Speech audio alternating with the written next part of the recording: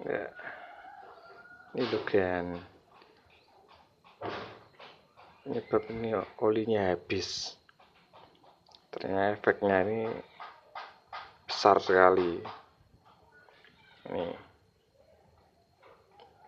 Ini piston ini jadi aus karena pelumasnya tidak ada. Ini karena kecerobohan si pemilik.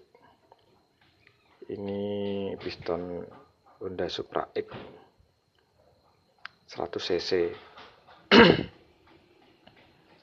Nah, ini kan pistonnya sampai terasa ini bergelombang.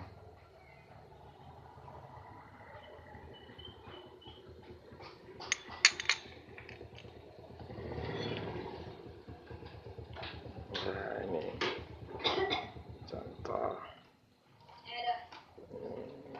sampai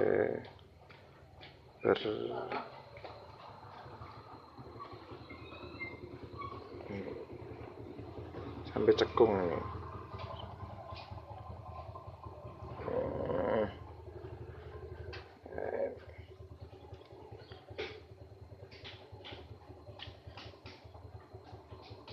Oke, terima kasih. Itu penyebab oli habis.